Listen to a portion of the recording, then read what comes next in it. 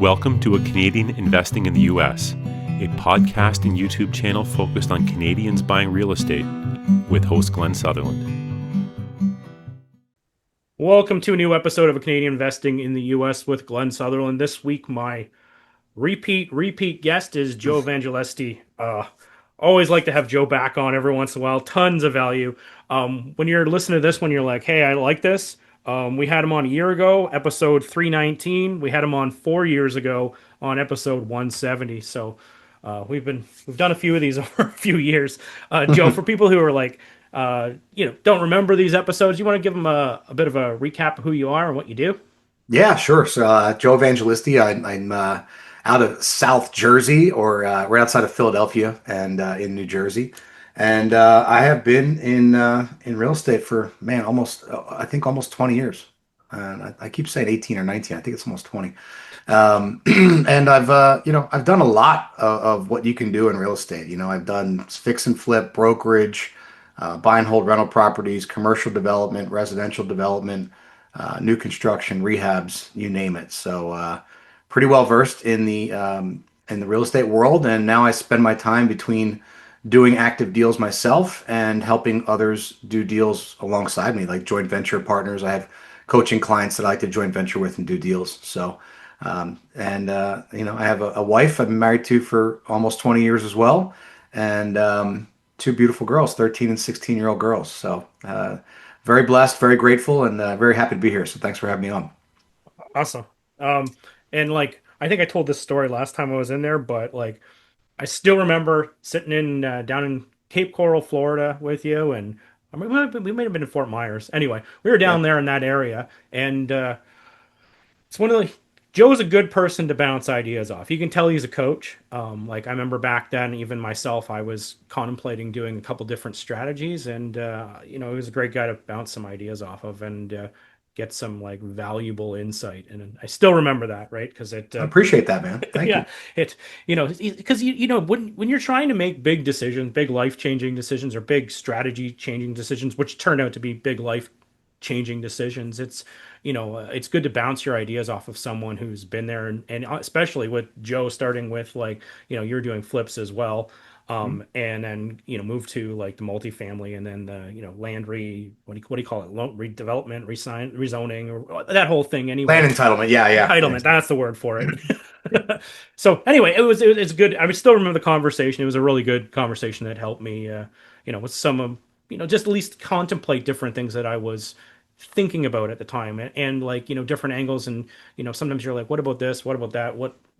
What is going to be could be a pain point that, talk to someone who's actually done it. And then, that's how you make the right decisions. Like, in the past, when I started, I used to do these, projects in the US from Canada, or even further back. I used to do projects in Canada from Canada. And, I did it all myself. And as I've grown and got bigger, you either hire a coach, or I do have a coach, right? And sometimes I have several coaches to actually get better advice and to avoid these mistakes, because otherwise, even myself who's done a lot of transactions, you don't know everything, and if you think you do, you're in for a surprise 100%. Eventually. Yeah. So anyway, there's my little hype up on Joe, but he's a good guy to have some conversations with. I don't know if we want to dive right into it, but Joe, you were going to share with us some 5 bottlenecks framework. It's something I believe you do with your students. Yeah, I think, Glenn, at the beginning of the day, like universally over the last 20 years, what we've figured out was there's really 5 what I call bottlenecks that keep you from really finding your true potential, finding your true impact, making true success, really living the life that you want to live. And we've narrowed it down to these 5 things, which I'll share with you today. And I hope that your guests get a lot out of this. But first and foremost, they're all universal, right? So, I mean, although we're very focused on residential, or I should say real estate, not residential, but real estate, this works in all industries. I've coached people that own insurance companies, that own general contracting companies, that own debt funds, that own, you name it, right? A lot of business owners. And so these things are universal across the board, not just in real estate. But they are things that hold us back from success. And number one thing, first and foremost, is always going to be mindset or limiting belief. right? Because we tell ourselves all types of things. We don't have real estate's the worst, right? Because everyone has that analysis paralysis. It's like I'm not smart enough. I don't have enough training. I haven't done it enough. I don't know what the seller's going to think. I don't know what my friends are going to think if I start buying real estate. Like we start to create these, we start to rationalize all of these problems, right? We're like, all right, well, I can't do it because of this. I can't do it because of that. And what we're telling ourselves at that point is what I call, I break that word down into rational lies, right? We actually lie to ourselves about why we can't have what we want.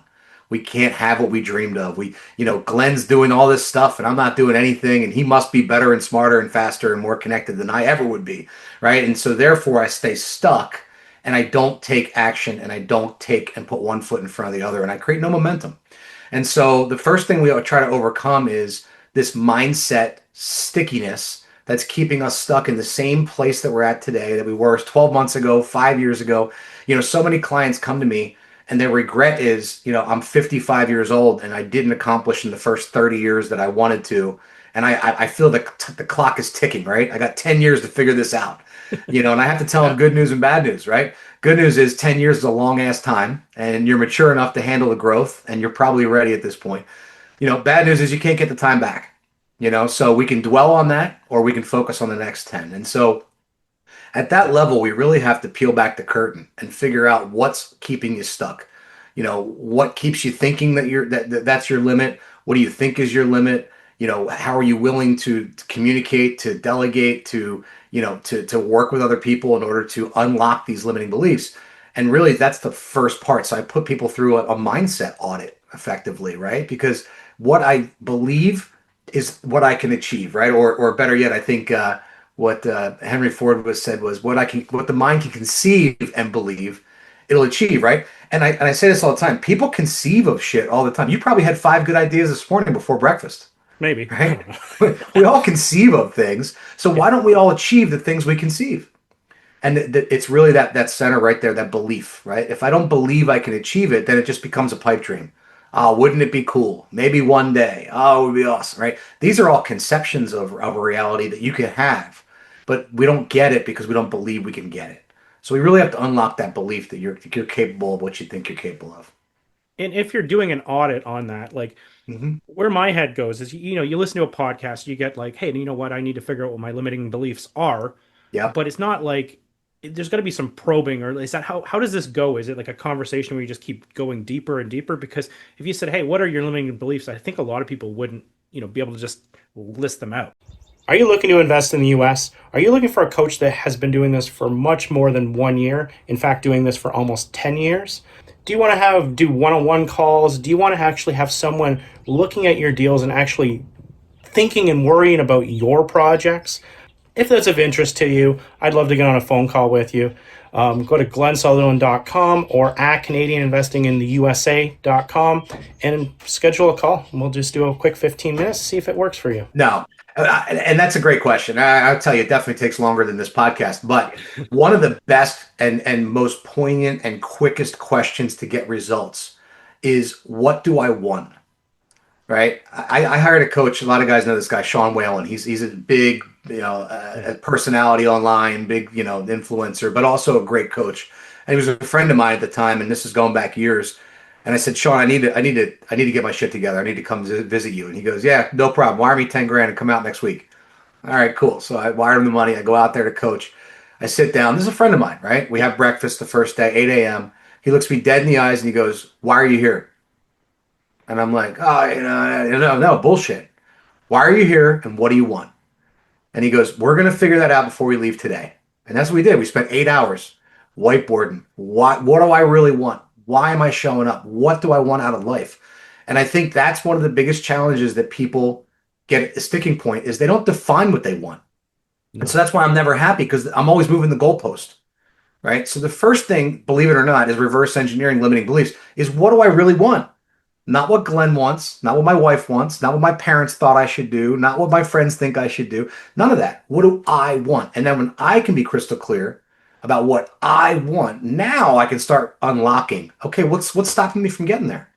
It's probably an uncomfortable conversation or some new learning I got to do, or I got to invest in myself. Oh my God, God forbid, right? And all these things start to unlock. Well, look, if you did these 3 things, you'd be this much closer to what you want. Isn't it worth it? Now we start to unlock the limiting beliefs. So that was kind of a super high level summary, but Right. we have to get these leading questions. We have to answer them honestly. Yeah, honestly is the big thing because in Hmm. all honesty, even if I'm working in like a mastermind sort of circle, and if you get self-conscious about what your goals are and everything, you're like, is this big enough for this group? Am I Yeah. gonna look like I have too small of goals, or is this gonna match up? You're like, I almost want to hear their goals first. And Yeah. you're like, that's not personal then. No, no, and I actually think that's one of the biggest challenges in today's society, especially with social media, Glenn, right? Is like we're always comparing ourselves to others, man. It's like I can never have a good enough. I buy my dream car, and 3 months later, I'm like, oh, wouldn't it be nice? And it's like we're constantly again moving that goalpost.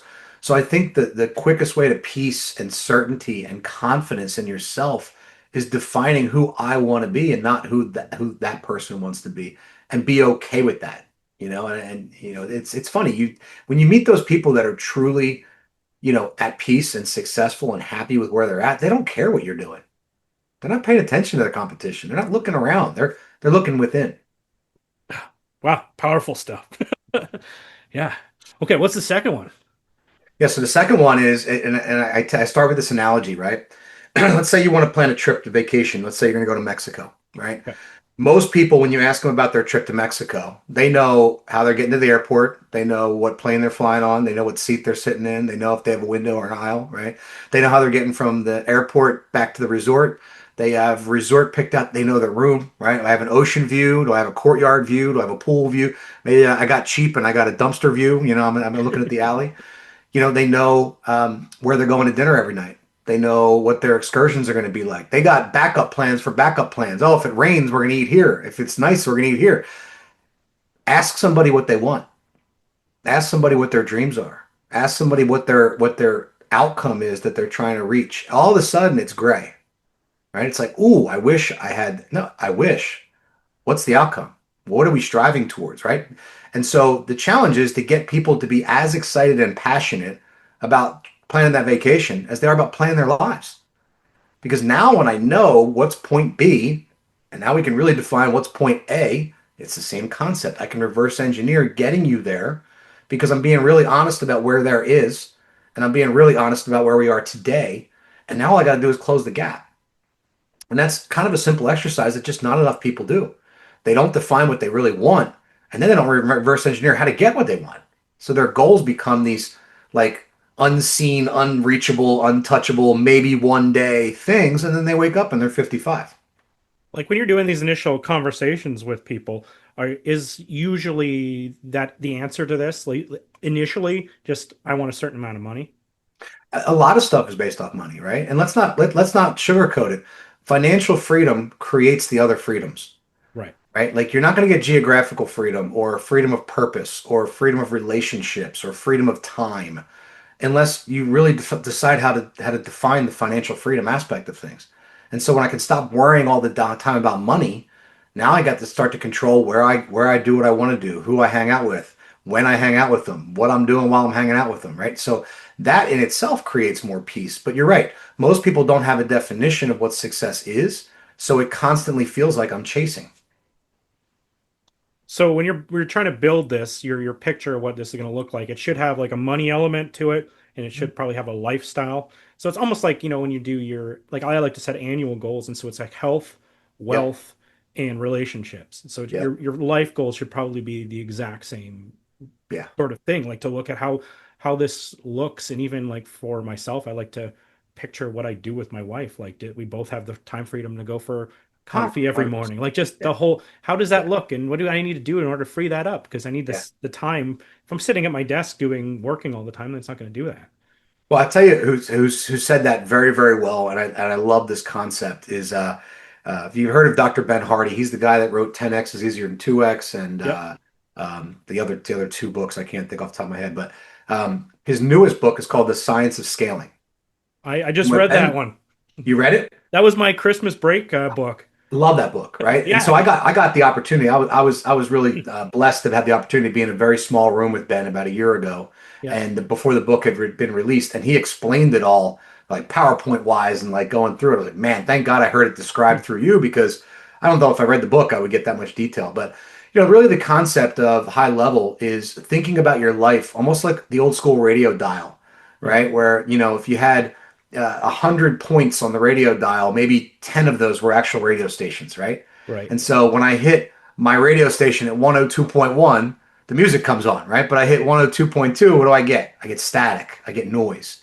And so our goal should be to figure out how to amplify signal and delete noise, right? And signal is the outcome. Signal is the goal. Signal is the focus.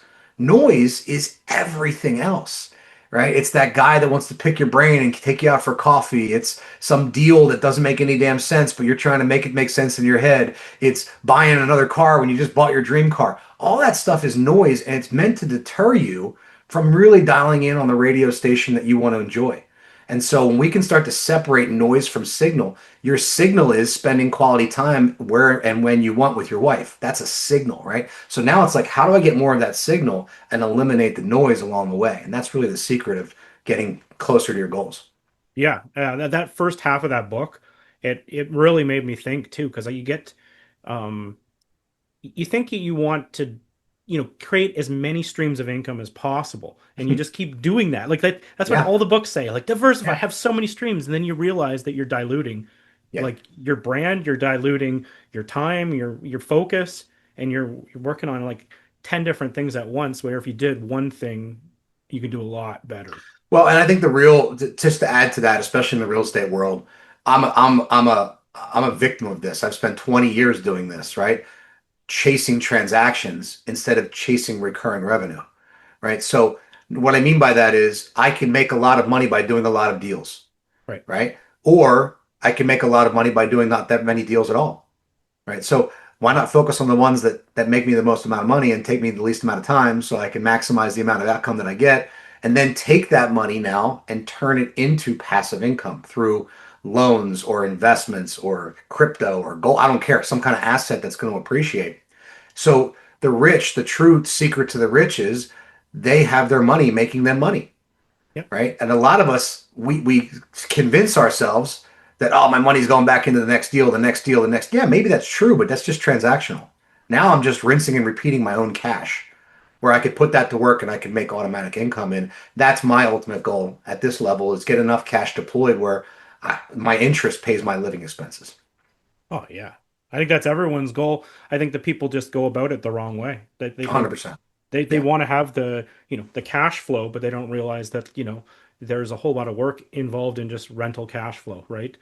100%. Yeah. Yeah. So there should be, and if there isn't, then you're probably getting taken advantage of by property managers and everybody else. You have to be looking over everyone's back, which takes a lot of time.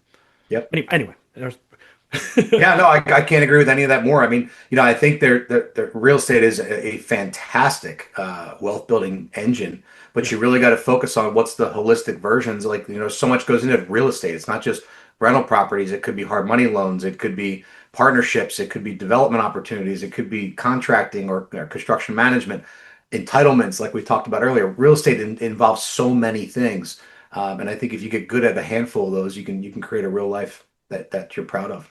Yeah, that was one thing that changed drastically in my goals when I was setting my 2025 goals a year ago, to start investing my money in other people's deals, which was never my thing. It was, I always wanted to invest in my own deals, right? I wanted my own stuff and run the whole thing, get 100% of the money out of it. And it's, scale wise, if you put it in other people's deals, and then I found if you put it into your students' deals, it's a double win, because then they're successful and it grows everything.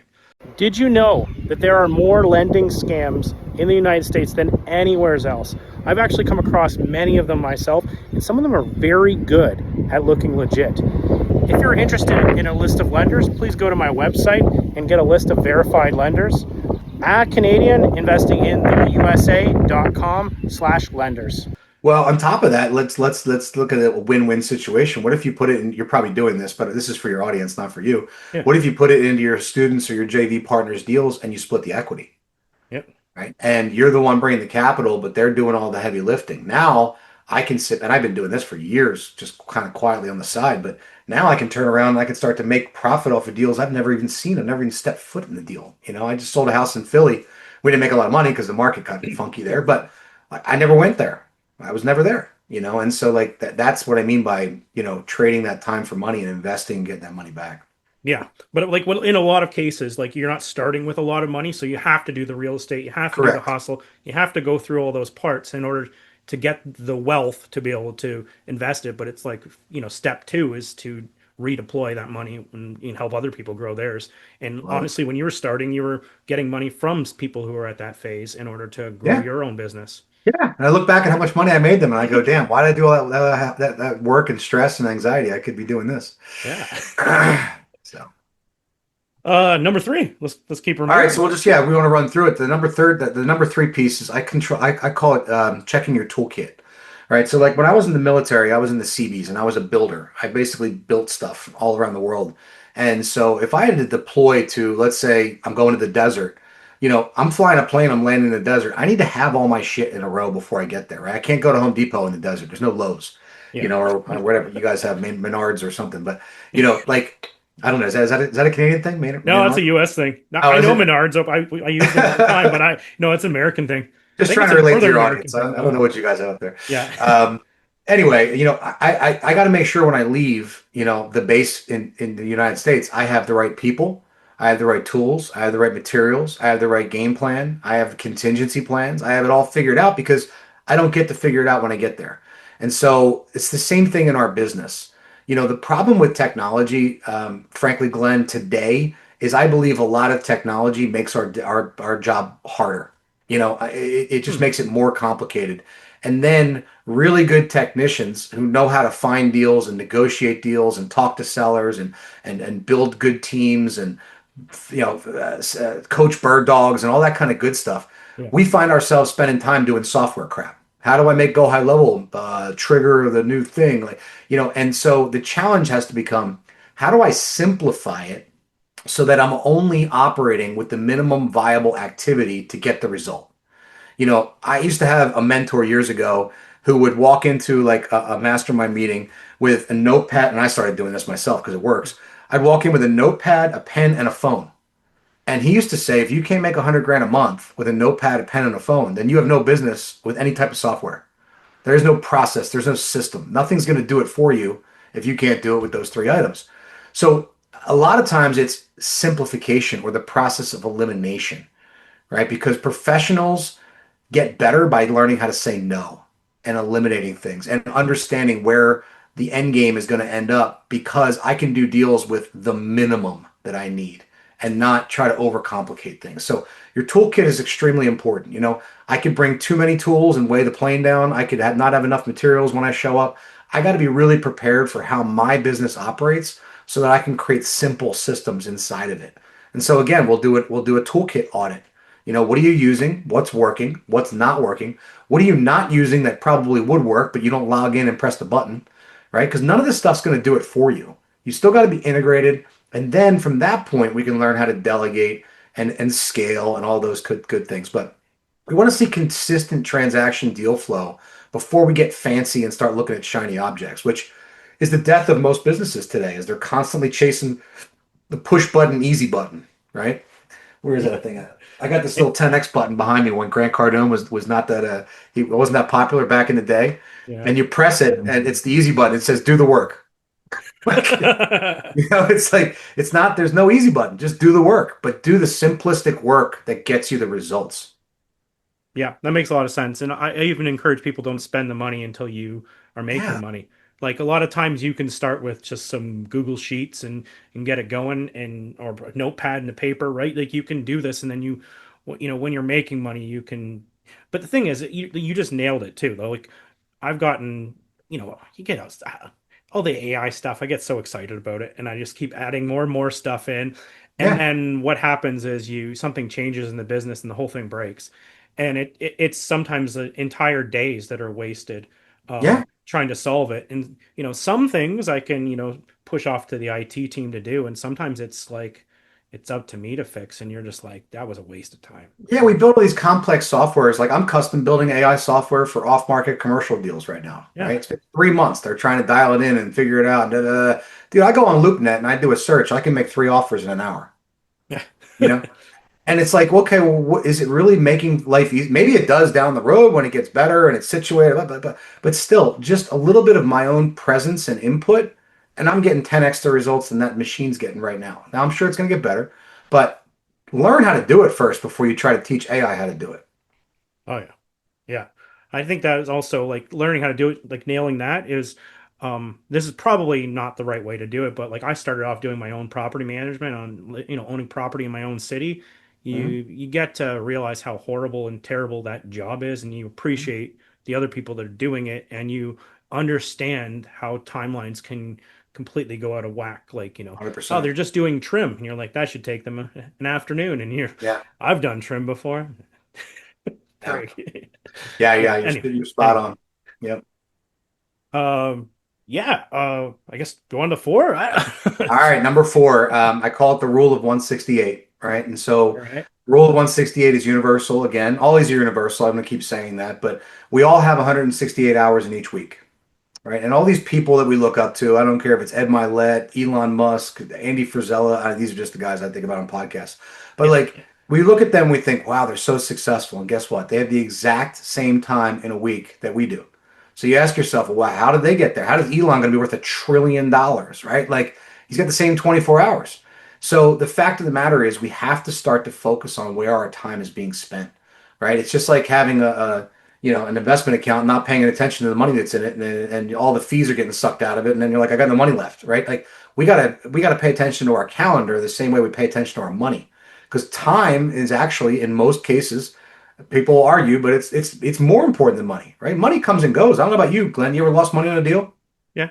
You ever made money on a deal? Of course. As we're making more than we're losing, like I think we're doing the right thing, right? But the thing about time is, I could lose time, I can't get it back.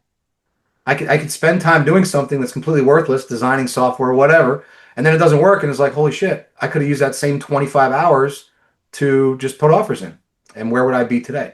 So it's really important that we focus on two things. I call them high gain and high income activities, right? So high income is pretty self-explanatory. What I'm doing is making me money at that moment, whether it is I'm submitting offers, or I'm talking to brokers, or I'm negotiating with sellers, or I'm finding a buyer to contract, or I'm dealing with private lenders, or whatever. Like, I'm putting deals together in the real estate world. Or high gain is a personal impact, right? Like, I go and I watch my daughters do, they both ride horses, they're both equestrians. I spend 3 hours watching them practice. That's every bit as important as negotiating with the seller, right? I think you'd agree to that, just Oh like yeah. dating your Oh, of wife, course. right? Yeah. So they're equal in terms of quality and investment of time. Well, one's making me money and one's not, obviously. So now I got to blend the time together. And when you really start to pay attention to how many hours we waste, it's crazy. It's crazy, right? Let's first of all take the 168. You got to sleep, right? You got to brush your teeth. You got to make your bed. You got to do all the normal things. You got to take showers, right? Like, we got to eat, right? When you take the sleeping and eating out of it, you're like you're like a third down already. You only got two-thirds of your time left to figure out how to deploy, right? Now you still got to do personal things. You got to read books. You got to listen to good podcasts. You got to have conversations. You got to interview crazy guys like me. Like, all of this has to fit in your calendar, and you still got to produce. And so it's the quality of how we use that time. The more we focus on the signal, the more we can distract ourselves from the noise and get away from the noise, really the higher quality our output's going to be across the board. And that's with personal and with business. So controlling the clock is a big one. And it's probably one of the, not only just the most challenging thing that I see a lot of people dealing with, but it's also the place that we can move the needle the furthest, the fastest, right? You Right. start talking about high gain activities or high income activities. How many of them am I actually doing each week? Take it as basic, as simple in real estate as offers. How Yeah. many offers you put out each? Nobody tracks it. And they go, oh, I'm doing all the work. Yeah, how many offers did you put out? Oh, none. Okay, cool. I'd Yeah. rather you do very little work and put out 3 offers and maybe one sticks.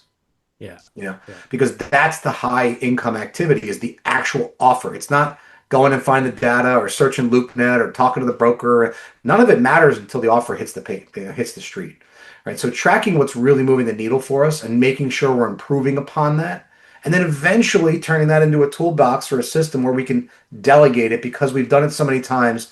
I know how to teach it, and I know how to make sure they do it the right way. So like when do you recommend like, scheduling your life, or Oh, is dude. it more like Yeah, because that's one thing I found that changed honestly everything, Yeah. everything. And it was I won't drop names, but someone I was working with, they were encouraging me to even schedule my availability so that Mhm. I wasn't taking calls all the time, that I was doing this type of call 100%. this time, this type of call this time, not available on certain times because otherwise you're never really there. I'll be Yeah. watching, in the past, got this doesn't happen at all anymore, but I Yeah. used to like be like, you'd be watching your kid's hockey game and then you're on the phone talking to someone at the same time. You're like, this Yeah. isn't right. This is, No. Yeah. this is Yeah. my time. This isn't their time.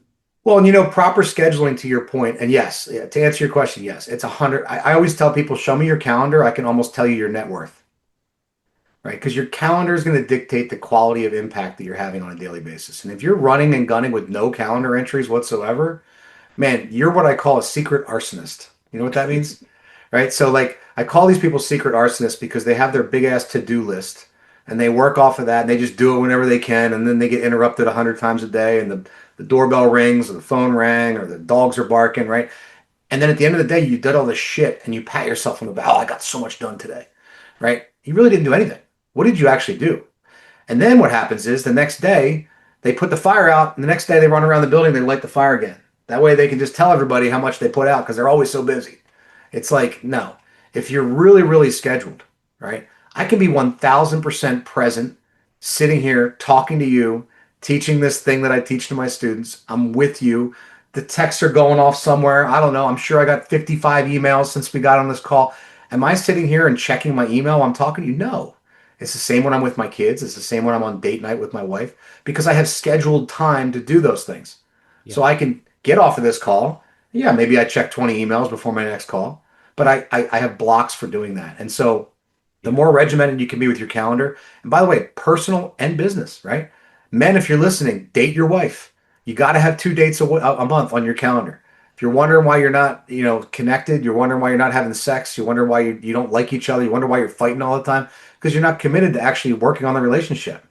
And so when I time block that, now all of a sudden, I got to go on 2 dates a month, and I'm going to be present. I'm going to be focused. Same Yep. with my kids, same with anything else. Yeah, I was gonna say kids too. I time block my kids. I try to, go Yeah, out for individual dinner with each of them, right? love it. Yeah, because the easiest time to connect with them is when they're little. But if you don't do that and they grow up, you're gonna lose the connection. Absolutely, and I agree with you. I do date nights with my daughters. In fact, it's a good reminder. I haven't done one of those in a couple months, but I do them pretty regularly. But you're right. What gets scheduled gets done. Yeah, When people say they don't have enough time, it's not. It's a values issue. It's not that you don't have enough time. How could you say you don't have enough time? I've just named when you I'm not when multiple I'm working billionaires. off a to-do list, I find myself instead of working off my calendar, I find myself looking at emails way too much. Yeah. Oh, Looking at 100%. emails. If you like come in even like once an hour or once every 3 hours, you can power through the whole list in pretty quick time. Or that same thing you can work on the entire time and be kind of, back and forth between things and there's no focus. Yeah. And that was the biggest thing when I switched from the to-do list to the calendar. Yeah. Well, I'll tell you one little trick for your listeners is, and I think it's going to sound ridiculous, but it really changed my life years ago when I did this. If you're a Google Calendar user, use Google Tasks. That's your to-do list, right? Everything on your to-do list goes on tasks. That way, when you have a gap in your calendar, you can just drag tasks into the gap. Right now, all of a sudden, that's the time to do that thing, right? Like Dan Sullivan talks about decision fatigue, and that's the constant wearing of your, like, it feels like you have a weight on your chest or a weight on your back because you're constant. You might have to do something, and it's on your mind, and you're subconsciously thinking about it even while we're sitting here talking. Like you don't even know that it's weighing on you. But if you take that same task and you plan it to happen tomorrow morning at 9 a.m., now I don't have to worry about it again because I'm gonna deal with it tomorrow morning at 9 a.m. And so it's out of my brain and I'm not deciding on it, and now I can stay more present. Yeah. No, I don't use the tasks, but that's a great tip. Yeah. A lot of times I just schedule it and put it in there, and then I have to move it if something happens. Yeah, well, Because that's the good thing about the tasks is you can move them and then they whatever. But yeah, it's a it's little, it's little bit it's more very flexible, similar. I think. Yeah. I Yeah, think that's a yeah. great tip. It's just a good way to dump your to-dos, and that way, if they're important, they'll make it on your calendar. If they're not, they just sit there, and that's fine too. But I don't have to think about it too many times. Yeah. Awesome. What number are we at? That was four? That's number four. Number five is what I call the trifecta. It's kind of, we'll put a bow on it here, but the trifecta really is the summary of everything else, right? So I get the mindset, I get the strategy, I get the tools, I get the time control the clock. All that's great, but if I don't put the trifecta together, it doesn't work. And the trifecta is execution, number one. I got to do it, right? Because I could do all those other things and then have analysis paralysis and then go, oh, I don't pull the trigger. Same like I just said, I could spend all week talking to brokers and not make an offer. Right, so I got to execute, number one. So number two, just as important, maybe more importantly, I have to learn to course correct. Right? How many people go down an alley and it doesn't work, but they just keep beating themselves against the head trying to figure out how am I going to make this work? How am I going to make this work? I think it's the reason why most small businesses close within the first 3 years. Right? I set out to, I'm a baker and I open a cookie store and I find out everybody really wants cupcakes. But I'm like, no, screw you, I'll make cookies. Yeah. All right. Well, maybe I have a course. Maybe I got to pivot. Maybe I got to figure out a different angle, or I got to support my customer. And so when we execute, don't be afraid to hit obstacles and course correct and go around them and figure it out and solve the problem. Because a lot of people start executing and then they hit a wall and they stop. So we got to go around the obstacle. And number three, we got to have radical accountability. And this is another one. These three, that's why I call it the trifecta. They all got to go together, right? The radical accountability has to be somebody who's truly holding you accountable. And number one, we can't hold ourselves accountable. We're not naturally built that way. And number two, I don't want my best friend or my wife or my business partner hold me accountable, because what happens? We let each other off the hook, right? Like, it's okay, baby. You'll get them next time. No, I want someone who's going to be like, are you going to quit? You're going to keep going, right? And so that's why I call it co-creation, right? With my students, my mentees and all that type of thing. I want to co-create with them and I want to hold them radically accountable to goals that they set, right? I'm not giving them the to-do list. I have buy-in. I want to know, what are you going to agree is a non-negotiable for you to get done every week? And that way I can hold you accountable to getting it done, right? And so that's where co-creation comes in handy for a lot of folks. And I think that step five is where most people miss, right? They could have all the rest in alignment, but they just don't do the work and they don't have the support structure to get the work done. Yeah, I'm just thinking about that, and like those two statements or two parts of that, they do go together, but they do also conflict with each other a little bit, right? Because you're like, trying to go for this exact goal, but then if you defer, then you're not going for the second part of that, where you're actually hitting the goal. You might be changing what your goal is. Yeah. What? How do you know if you're if you're course correcting or how do you know if you're course correcting versus just changing your goal? And so course correcting to me means that I'm eliminating obstacles, right? So like the end game might be the same, but I have to find a different avenue to get it, right? So I'll give you an example. When I started out building self-storage years ago, when we first met, my goal was to build 100 self-storage facilities in 10 years, right? As you're aware, because it happened in Canada, the world came to an end 3 years ago. Like after COVID, everything went like this. And then shortly after that, it went like this. The banks changed their lending requirements. The interest rates went haywire. The debt service is different. Private money shrunk up. Just completely wild, right? So where did we course correct to? Well, I'm going to maintain the ones I have. I'm going to sell off the ones that don't make any sense. And I'm going to pivot into something that's in alignment with that. So now I'm doing a lot of commercial medical office buildings. I'm doing a lot of retail strip centers with like apartments above, like mixed use type stuff.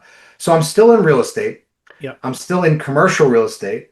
I'm still kind of in the entitlement game, right? But I'm going to pivot to what works in the commercial real estate entitlement game, right? So to me, yes, my goals have shifted, but I'm still in alignment for an outcome, and I'm outcome driven. I'm not just task driven. If that makes sense. Like when you make a goal switch like that, does like a medical building equal a self-storage building? Or is there, have to do a slight conversion or something? Yeah, so it depends, right? Because like when I was building the storages, I was syndicating them, and I would have 10, 15 investors on a $20 million deal. Right. And I might have had, let's just say, 30% equity in that deal in my own name, right? Now I can do smaller deals where I'm in a $3 million medical office, but I'm an 85% equity partner. So yeah, I think it's just, again, how we course correct and how we change the challenge. Obviously the smaller buildings, a lot of times financing is easier, raising the money is obviously easier, but I can also do many more of them because they're not that big of an asset. They're not that big of a lift I'm certainly not ground up developing 100,000 square foot freaking climate controlled buildings. You know what I mean? Like these are lick and stick, paint, carpet, trim, ceiling tiles, put a new medical tenant in there. So again, the game is similar, Yeah. but the outcome shifts. And yeah, I'm still well on my way to hit my goals and probably exceed them and maybe even do it quicker. So again, I think a lot of times focus on that signal. What's the signal? The outcome is I want to build this portfolio. I want to have financial freedom. I want to bring along great JV partners and coaching clients with me. And when I start to focus more on that signal, the signal will lead me to the asset. It'll lead me towards the best bang for my buck right now, and that might be office conversions to residential. There's so many different opportunities, but it's all in alignment with what I've learned and what I know.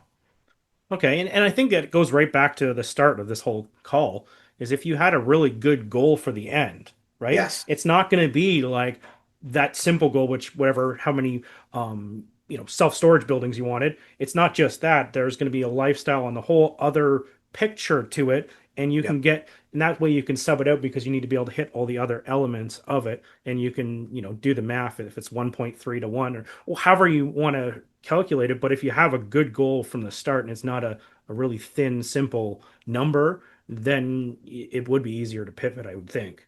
Yeah, I mean, it's really a good way to put a bow on it. Like you start out with what do I want, right? We're ending up with what do I want. But I mean, it really is the start of everything. What do I truly want? And how do I intend on getting what I truly want? And now we can start to build the plan around it, the systems, the processes, the mindset, the control and the clock, all that kind of good stuff. Awesome. Joe, for people listening to this, if they want to listen to other stuff by you, episode 170, episode 319, and if they want to reach out to you, how do they get a hold of you? Yeah, the website is legacybuilder.coach. Even if you're not looking to coach, even if you want to talk deal flow or you want to talk JV partnership or you're looking to raise private money or you just need good connections, feel free to go in there and fill out. I think there's a 15-minute automatic calendar link. If not, you can message me. I'll hop on the call. I love talking opportunities. I love talking deal flow. I love helping connect people. So, I always tell people, even if I don't know that area or that location or that industry, I know someone who does. So, I'm a big advocate of trying to connect people with the right. If I can help solve the problem, I'll be honest with you and tell you I can. If I can't, same thing. So, I think that your listeners are probably really, really good prospects because I know what they're looking at. I know they're trying to invest from different. I've done, as you know, multiple deals with multiple Canadians, and so just love to talk deal flow. Awesome. Joe, thank you so much for coming on the show again. Love this conversation. I will definitely, even personally, listen to this whole episode at least a couple more times. It's a book on its own right there. You just got to write your own book. Love it, buddy. Awesome, man. Well, thanks for having me on. I appreciate it. That was a nice video. Bye.